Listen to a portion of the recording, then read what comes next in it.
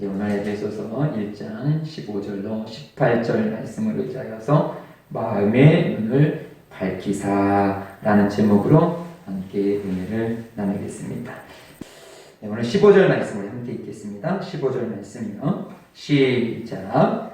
이로 말미암아 주 예수 안에서 너의 믿음과 모든 성도를 향한 사랑을 나도 듣고. 이로 말미암아 1절부터 14절까지 우리의 존재가 어떠한 존재인 것을 말씀하고 있습니다. 우리가 몇 주 동안 계속 에베소서를 보면서 에베소서 속에서 성도가 어떤 사람이냐, 그냥 내가 우연치 않게 예수 믿는 사람을 만나고 복음을 들어서 교회에 다니게 됐냐, 성경은 그렇게 말씀하시지 아니하고 태초부터 우리를 예정하여 주시사 우리를 택하여 주셨다라고 말씀하고 계십니다. 그래서 예수의 거룩한 보혈의 피로 말미암아 우리의 죄를 씻어 주시고 또 우리에게 성경을 주셨는데 이것은 공개되어져 있는 것이지만 아무나 그 성경을 글씨는 알 수 있지만 이 속에서의 하나님의 뜻은 아무나 알 수 없더라는 것이지요. 누가 알 수 있느냐? 성령의 지혜와 은총을 받은 자들이 하나님의 크고 놀라운 비밀을 알게 되어지고 하나님이 내 아버지이시구나, 예수 그리스도께서 나의 죄를 감당하시고 십자가에 못 박혀 죽으셨구나, 그럼 그분을 영접하게 되어졌을 때 성령님이 내 안에 계셔서 지금도 함께 계시는구나, 나를 택정하셔서 나를 자녀 삼아 주셨고 하나님과 나의 막혀진 담이 열려졌고 이제 통일이 되어져서 이제 하나님과 화목하게 되어져서 이 일들을 너도 가서 다른 사람에게 증거하라는 이런 사명을 받은 존재가 나이구나.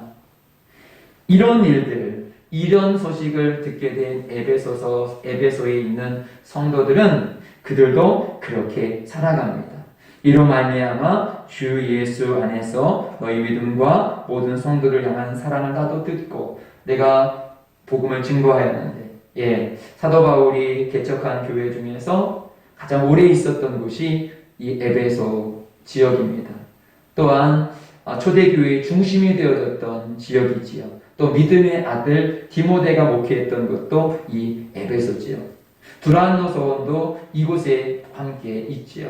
이렇게 정성을 들여서 복음의 씨앗을 뿌려놓고 또 이렇게 에베소에 편지도 쓰고 그러면서 그들을 들을 때 그들은 자기가 이렇게 예수 믿는 것이 얼마나 놀라운 축복인 것을 깨닫고 그 복음을 주 안에서 그냥 내 생각, 내 계획, 그냥 우리 교회 다니니까 그것이 아니라 주 안에서 믿음과 모든 성도를 향한 사랑을, 그들은 이 복음의 사랑을 증거하더라는 것이죠. 그런 존재로 살아가더라는 것이죠. 우리도 나의 존재가 어떤 것을 깨달았다면, 하나님께서 왜 나를 부르셨는지를 깨달았다면 우리는 그렇게 살아가야 될 줄 믿습니다. 사랑하며 살아가야 될 줄 믿습니다. 이 사랑은 그냥 부부가 사랑하여서 이런 사랑이 아니라 복음의 사랑, 사랑의 가장 절정은 예수의 피를 전해주는 것입니다. 당신도 예수 믿고 통일하세요. 누구와? 하나님과. 하나님과 통일하세요. 하나님과 화목하세요. 그것을 예수님이 열어줬습니다. 그 사랑을 전하는 거예요. 믿음도 있고 소망도 있지만 그 중에 제일은 사랑입니다. 사랑이 없으면 우리는 꽹과리라고 말씀하셨어요. 아무리 우리가 구제를 하고 다른 사람들을 위하고 안쓰러워한다 할지라도 그곳에 그 사람에게 우리가 복음을 증거하지 않는다면 그는 꽹과리 소리와 같다라고 고린도전서 13장은 말씀하고 있는 것입니다. 우리는 복음을 들었다면 이웃에게도 증거할 것이고 우리 서로에게도 서로 간에 이 복음을 증거하며 사랑을 나눠야 되는 것입니다. 16절 말씀이요. 16절 시작. 내가 기도할 때에 기억하며 너희로 말미암아 감사하기를 그치지 아니하고. 사도 바울이 이제 16절로 나는 지금 기도한다. 너희들을 기억하면서 기도한다. 여러분, 누군가가 나를 위해서 기도하고 있다면 얼마나 행복한 것일까요? 또 내가 누군가를 위해서 기도한다면 얼마나 귀한 일을 감당하고 있을까요? 오늘 사도 바울도 그렇게 고백하고 있어요. 내가 기도할 때 기억하며, 내가 막 기도하는데 그 사람을 놓고 기도하고 싶은 사람이 있으십니까? 여러분, 그 사람을 놓고 기도하십시오. 또 나를 위해서 누군가가 지금 기도하고 있다는 것을 절대 잊지 마십시오. 그러기에 하나님이 나를 너무도 사랑한다는 것을 잊지 아니하시고 어떤 상황 속에서도 낙심하고 포기하지 아니하시고 기도로 승리할 수 있는 우리들이 되시기를 주님의 이름으로 축복드립니다. 17절 말씀이요. 17절 시작. 우리 주 예수 그리스도의 하나님 영광의 아버지께서 지혜와 계시의 영을 너희에게 주사 하나님을 알게 하시고. 그러면서 사도 바울이 기도하는 것이 무엇입니까? 우리 주 예수 그리스도의 하나님 영광의 아버지께서 지혜와 계시의 영을 너희에게 주사. 앞에서도 사도 바울은 말했지요. 하나님의 이 비밀을 누가 알 수 있느냐? 성령을 모신 자들이 알 수 있어요. 교회에 온 사람이 성경을 아는 것이 아니라 성령의 감동을 받은 사람들이 알게 되어지는 것입니다. 제자들은 예수님을 쫓아다녔지만 그들이 성령님을 모셔드리지 않았을 때 당장 어려운 일이 딱 닥치니까 금세 도망가게 되어져요. 예수님께서 천국의 비밀에 대해서 계속 말씀하시는데도 불구하고요, 몰라요. 무슨 소리인지 몰라요. 그들에게 있어서는 로마로부터 이 나라가 해방되어지는구나. 그러면 예수님이 왕이 될 것이고 그러면 하나님 나라가 그렇게 시온이 짐이 열려지는구나. 그들은 거기까지밖에 생각을 못했어요. 주님께서 천국의 비밀을 끊임없이 말씀하심에도 불구하고 이해하지 못해요. 말을 듣는다고 이해해야 되는 것이 아니라 성령님이 깨닫게 해주시고.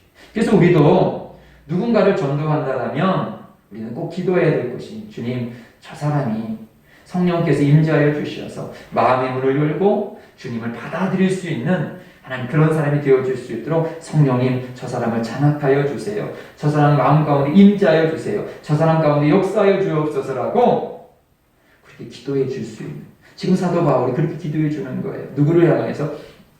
에베소 성도를 향하여서. 여러분, 가족 중에서도 믿음이 연약한 가족이 있어요. 아유, 이 사람은 예배를 드려도 어떻게 저렇게 말씀을 못 깨달아? 참 답답하네. 그렇죠, 답답하지요. 그러나 중요한 것은 우리가 답답함으로 보는 것으로 끝나지 아니하고, 주님, 사랑하는 남편이, 사랑하는 아내가, 사랑하는 자녀가 영의 눈이, 그 뒤에 이어지는 것, 그것입니다. 영의 눈이 맑아지게 하옵소서. 성령님이 장악하게 해주셔서 하나님을 알게 하여 주옵소서. 그래서 지금 사도 바울이 그렇게 고백하고 있습니다. 아버지께서 지혜와 계시의 영, 성령을 이 에베소 성도들에게 주사 하나님을 알게 하세요. 알게 하여 주옵소서. 기도를 해도 누구에게 했는지, 예배를 드려도 누구에게 예배 드리는지 모를 수 있다는 것이죠. 예배 드려야 되니까 드리는 것이구나라고. 그러나 알게 되어지면 우리가 교회 열심히 생활하지만 마치 옛말에 우물 안 개구리처럼, 우물 안의 개구리는 그 우물 안의 세계가 전부인 줄 알아요. 야, 여기가 전부이구나. 왜냐하면 우물이라는 것은 깊기 때문에, 그가 나와본 적이 없기 때문에, 바깥으로 나가본 적이 없기 때문에 그것이 전부인 줄 아는 거예요. 우리는 이 땅이 전부가 아닌 것을 무엇으로 알 수 있느냐? 성령으로 알 수가 있는 거예요. 꼭 세계 여행을 하지 않아도 우리는 성령, 아무리 세계 여행을 해더라도 육신의 눈으로 보는 것은 육신의 눈으로 보여지는 것밖에 없어요. 영의 눈이 떼어져야지만 영의 세계를 볼 수가 있는 것입니다. 아무리 하나님께서 내게 놀라운 일들을 보여줘도 못 보는 사람이 있어요. 바로 옆에 있는 것도 안 보여요. 보여지는 사람에게만 보여지는 것입니다. 사무엘상 3장 1절로 10절에 보게 되어지면 이제 하나님께서 사무엘이 어렸을 때 사무엘을 부르시지요. 사무엘아, 사무엘아. 이렇게 부르실 때 사무엘이 예, 제가 여기 있습니다 하고 하나님께 나가는 것이 아니라 엘리 제사장에게 나가요. 부르셨어요? 아니, 나도 부르지 않았어. 가서 자라. 그런데 또 잠결에 사무엘아, 사무엘아 불러요. 또 제사장에게 가요. 부른 적이 없다. 예, 이렇게 하나님의 목소리가 들려줘도 알지 못하니까, 이것이 하나님의 목소리다라는 것을 알지 못하니까 하나님께 예라고 대답하지 못하고 사람에게 달려가는 거예요. 우리는 예배 시간 통해서 기도를 통하여서 이런 방법 저런 방법을 통해서 사실 하나님께서 끊임없이 우리에게 많은 메시지를 주고 계십니다. 그럼에도 불구하고 우리는 그 메시지, 이거 하나님께서 주시는구나. 예, 주님, 저 그렇게 아멘 하겠습니다. 그렇게 순종하겠습니다. 라고 하기보다는 말씀을 들려짐에도 불구하고 그것은 흘러내버리고 내 생각으로 제사장님 부르셨습니까? 라고 우리 그렇게 달려가더라는 것이죠. 왜요? 하나님을 알지 못하니까. 그래서 사도 바울이 기도하는 것입니다. 성령으로 하나님을 알게 하시고, 그러면서 18절 말씀이요. 18절 시작. 너희 마음의 눈을 밝히사 그의 부르심의 소망이 무엇이며 성도 안에서 그 기업의 영광의 풍성함이 무엇이며. 그러면서 기도하는 것이 너희의 마음의 눈을 밝히사. 하나님, 에베소 성도들의 마음의 눈을 밝혀주옵소서, 영의 눈을 밝혀주옵소서. 그래서 하나님을 알게 하여 주시고 그 하나님의 뜻대로 살아갈 수 있도록 도와주옵소서라고 기도하고 있는 것입니다. 예수를 쫓아다녀도요, 마음이 어두우면 볼 수가 없어요. 우리 요한복음 말씀을 한번 볼까요? 요한복음 20장 14절이요. 시작. 이 말을 하고 뒤로 돌이켜 예수께서 계신 것을 보았으나 예수이신 줄을 알지 못하더라. 부활절 새벽에 마리아가 가서 예수님을 만났어요. 그런데 눈이 어두우니까 예수님을 만났는데도 예수님을 알아보지 못하더라는 것이죠.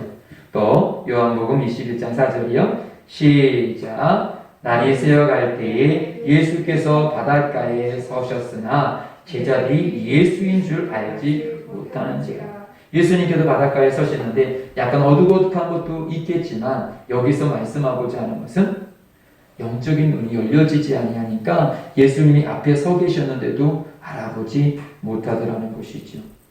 오늘 이 저녁에도 하나님께서 나와 함께 계심에도 불구하고 영의 눈이 어두워서 왜 나는 되는 것도 없고, 하나님은 왜 나를 기억지 아니하고, 왜 하나님은 내 부르짖음에 귀를 기울이지 아니하고, 왜 나와 함께 하지 않지? 근데 사실은 내 옆에 계셨거든요. 사실은 나와 함께 계시거든요. 사실은 나를 지금 인도하고 계시거든요. 그런데 영의 눈이 밝아지지 아니하니까 모르는 거예요.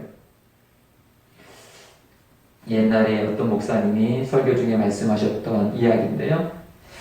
미국에서 있었던 이 사건인 것 같아요. 예, 아이가 어떤 사건으로 인하여서 눈이 맹인이 되어졌습니다. 눈이 어두워졌어요. 그래서 이제 늘 엄마가 아이를 학교를 데려다 줘야 되는데 엄마가 큰 마음을 먹습니다. 내가 이 아이를 평생 이렇게 데리고 다닐 수는 없지 않냐. 이제는 자기 스스로 지팡이를 짚고, 맹인의 지팡이가 있잖아요. 그 지팡이를 짚고 자기 스스로 이 땅을 개척하며 나가야 되지 않냐. 그러면 냉혹하게 이제는 내일부터 네가 그 길을 가야 돼. 그러니까 먼저 엄마가 몇 번 같이 가줄 테니까 길을 잘 익혔다가 이제 너 혼자 한번 가봐라. 그리고 길을 몇 번 아이랑 왔다 갔다 하면서 길을 익혀줘요. 그리고 나서 오늘부터는 내가 너랑 같이 가지 않을 거야.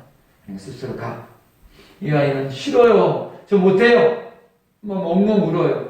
그럼에도 불구하고 엄마는 참 냉혹하게 안 돼. 이제 너 혼자 가야 돼. 하면서 아이를 내쫓듯이 내보냅니다. 아이는 펑펑 울면서 그 길을 걸어가요.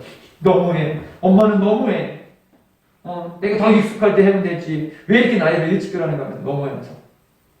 하루, 이틀 집에 와서 엄마랑 이야기도 하지 않아요. 너무하다고. 나를 그럴 수 있냐고. 하루하루 학교 가는 일이 너무도 힘든 거예요. 그런데 몇 개월 후에 그 학생이 학교 가는데 어떤 사람이 그런 말을 하는 거예요. 참 너는 좋겠다. 뭐가요? 너는 항상 너와 함께 하시는 분이 계시니까요. 무슨 말씀이에요? 저는 맨날 혼자 다니고 있는데요. 아니야. 너 매일 네 뒤에 너네 엄마가 따라다니는 거 몰랐니? 예, 혹시나 이 아이가 잘못된 길로 가지는 않을까, 넘어질까. 냉혹하게 이 아이 보고는 혼자 가야 돼 말했지만 엄마는 끊임없이 이 아이를 등 뒤에서 계속 지켜봐주고 혹시 어려운 일이 없나, 혹시 앞에 있으면 가라고 막 사람들 보고 이렇게 길을 열어주고 그러면서 계속 이 아이의 길을 열어줬던 거예요. 근데 그 아이는 알지 못했던 거지. 우리가 동일합니다. 우리 주님께서 내 길을 열어주시고 내 뒤에서 나를 보호하고 계시는데 영적인 눈이 열려지지 아니하면 마치 나는 고아처럼 나 혼자 부르짖고 있는 것처럼, 나 혼자 신앙생활하고 있는 것처럼, 나 혼자 외톨이처럼 그게 느껴지더라는 것이죠. 그래서 지금 사도 바울이 기도하고 있는 것이에요. 눈을 밝혀주옵소서. 눈이 밝은 것을 나누기 전에 어두운 눈이 있음을 성경은 우리에게 말씀하고 있어요. 이 땅이 어둡다라고 말씀하고 있는 것입니다. 눈을 떴는데도 보지 못한다라는 것이죠. 말씀 한번 볼까요? 요한일서 2장 16절입니다. 시작. 이는 세상에 있는 모든 것이 육신의 정욕과 안목의 정욕과 이생의 자랑이니 다 아버지께로부터 온 것이 아니요 세상으로부터 온 것이라. 예, 정욕으로 보게 되어졌을 때 영적인 세계는 안 보이더라는 것이죠.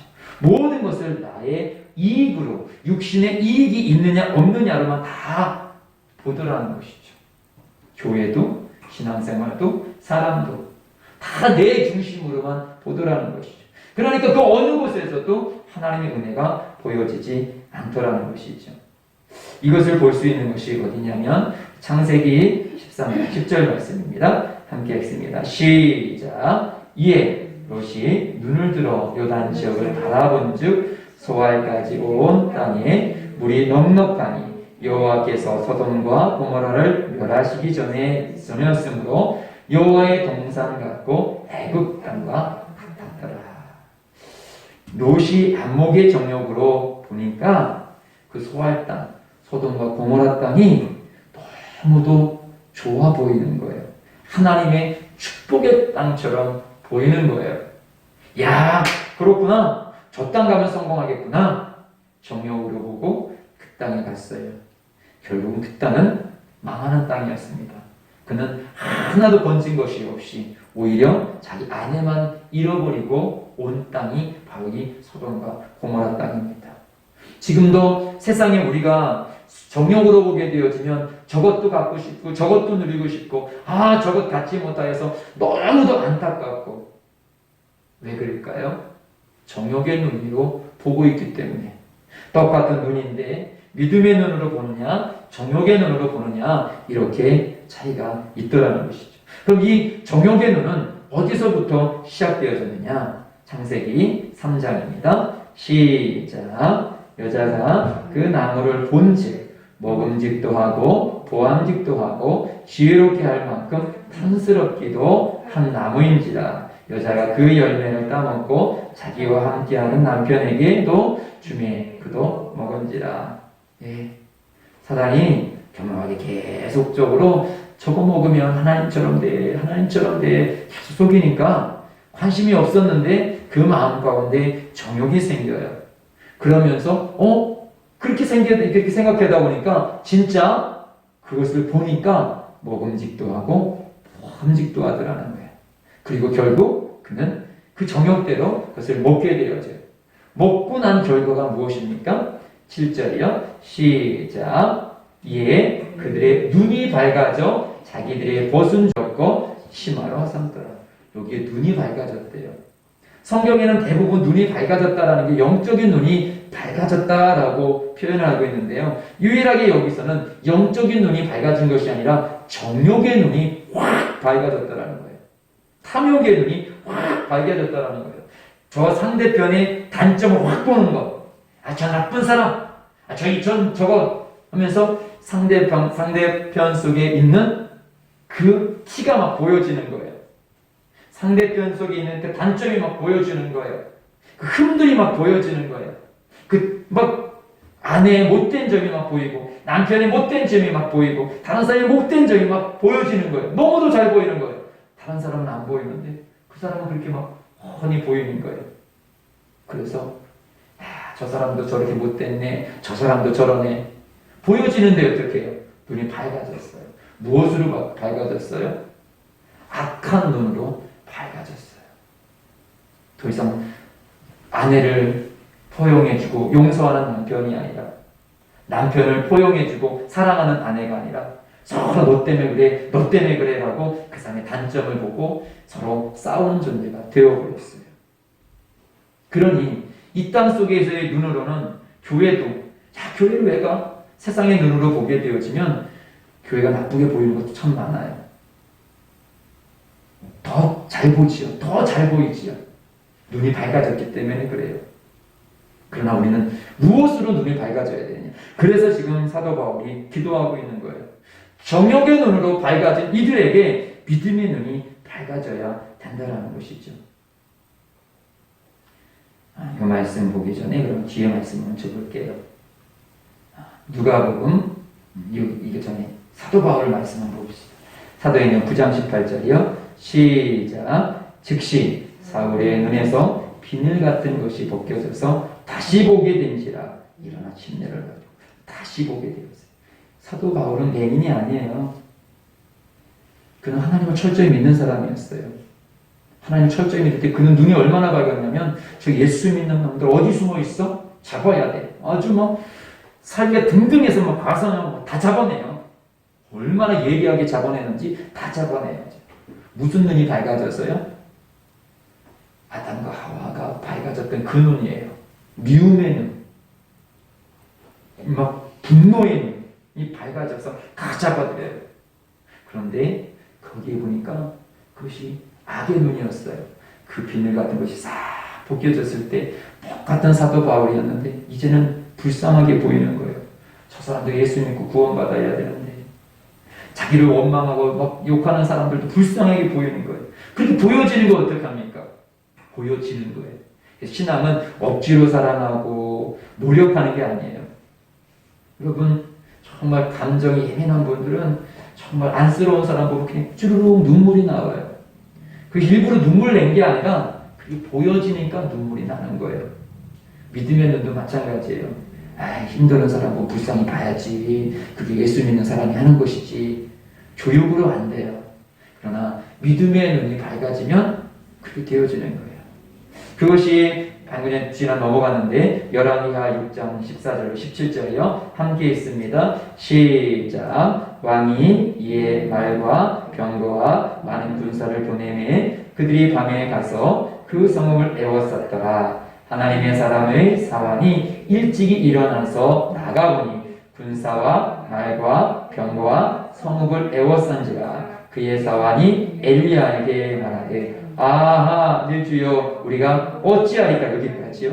예, 지금 사환이 밖에서 보니까 아람 군대가 온 성을 포위했어요. 그래서 성경은 그대로 표현하고 있습니다. 어떡합니까? 죽었다 보여지는데요. 내가 죽은 상태를 보여지는데요. 이 망한 것을 보여지니까 한탄이 나오는 것입니다.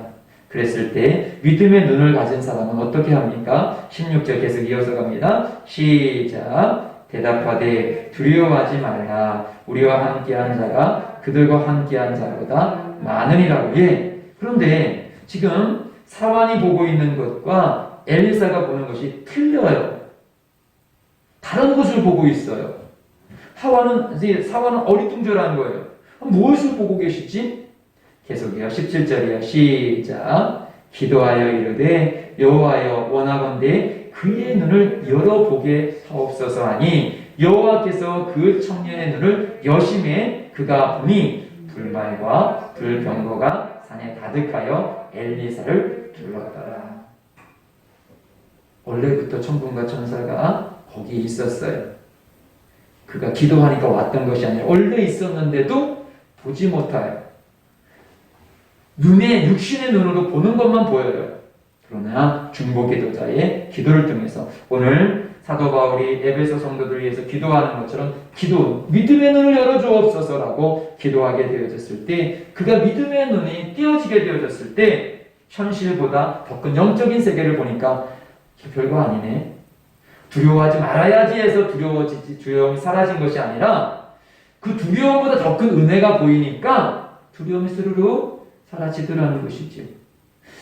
저 사람 용서해야지 해서 용서되어지는 것이 아니라 날 사랑하시는 하나님의 사랑이 보여지니까 그 사람은 당연히 용서가 되어지는 거예요. 미움보다 더 큰 하나님의 사랑이 내 속에 들어오니까, 내가 보여지니까, 내가 받고 있는 것을 느껴지니까 이 작은 것, 이까짓 것 할 수가 있더라는 것이죠. 그래서 우리에게 믿음의 눈이 열려지는 것이 너무도 중요한 것입니다. 누가복음 24장 31절이요. 시작. 그들의 눈이 밝아져 그인 줄 알아서 보더니 예수는 그들에게 보이지 아니하시니. 이게 무슨 말씀일까요? 이것도 역시 예수님의 부활 사건 이유이지요. 지금 예수님의 제자들이 낙심 속에서 지금 엠마오로 내려가고 있어요. 근데 지금 바로 옆에 예수님이 같이 걸어가고 계셔요. 그런데 믿음의 눈이 열려지지 아니하니까 대화를 하면서도 불구하고 모르더라는 것이죠. 그러나 눈이 밝아져 그인 줄 알고 보고 그들은 내려가던 엠마오 길을 다시 예루살렘으로 향하여서 그 길로 가서 그들은 제자의 길, 순교자의 길을 걸을 수 있었던 것입니다. 왜요? 설득당해서가 아니라 보여지니까 가더라는 것이죠. 아담과 하와가 선악과가 정욕으로 보여지니까 먹은 것처럼 반대로 믿음이 믿음의 것을 보여지니까 그것을 취하는 거예요. 그래서 다시 오늘 본문 말씀 봅니다. 본문 말씀 8절이요. 18절이요. 시작. 너의 마음의 눈을 밝히사 그의 부르심의 소망이 무엇이며 성도 안에서 그 기업의 영광이 풍성함이 무엇이며. 눈이 밝아져서 이딴 것이 아니라 왜 나를 부르셨고 내 소망이 땅 사는 것이냐, 집 사는 것이냐, 출세하는 것이냐, 그것이 아니라 더 큰 사명의 소망이 보여지니까 야, 나는 정말 지금 가치 있게 살아가고 있구나. 예, 돈이 소망인 사람은 돈 벌고 있을 때가 기분이 좋겠지요. 그러나 사명이 소망으로 보여진 사람은 예배하는 것, 말씀에 순종할 때 내가 잘 살고 있구나, 주님의 인도하심 따라가고 있구나, 기쁜 거예요. 그러면서 그의 기업의 영광이 풍성한 것을 내가 순종하며 나아갈 때 천국에 또 지금 아까 엘리사가 불병거가 나를 둘러싼 것을 보아서 두려움 없이 담대히 나아가는 것처럼 오늘도 내가 믿음의 눈으로 볼 때 나 혼자가 아니라 주님께서 함께하는 인생이요, 내가 이길 때마다 나를 향하여서 주시는 상급과 기업이 보이니 참 나는 기쁜 사람이구나, 나는 복받은 사람이구나. 그러니 낙심하지 않게 되고요. 그러니 세상 가치 속에서 쫓아가는 그런 사람들이 아무리 부유하고 아무리 명예 있어도 그 사람이 부럽지 아니하고 오히려 조금은 가난하고 조금은 없지만 그래도 주와 동행하는 내가 너무도 기쁘고 나는 기업이 있는 사람이야, 나는 소망이 있는 사람이야, 나는 천국을 소유한 사람이야. 보여진 사람만이 느낄 수 있고 보여진 사람만이 말할 수 있는 그 기쁨인 것입니다. 우리가 지식이 아니라 오늘도 주님 내 눈을 열어주시옵소서. 그래서 그것을 보고 가게 하여 주옵소서. 그래서 누구의 설득이기 때문에 내가 교회 다니는 사람이기 때문에 내가 이렇게 살아야 된다가 아니라 주님 믿음의 눈으로 보고 확신을 가지고 살아가는, 오늘 성경에 나오는 인물들이 그렇게 자기 길로 갔다가 또 믿음의 눈이 열려서 주님의 길로 걸어가는 것처럼 주여 나에게도 믿음의 눈을 열어주옵소서, 내 가족에게도 믿음의 눈을 열어주옵소서. 그렇게 기도할 수 있는 우리들이 되기를 주님의 이름으로 축복드립니다. 우리 주님을 찬송드리겠습니다.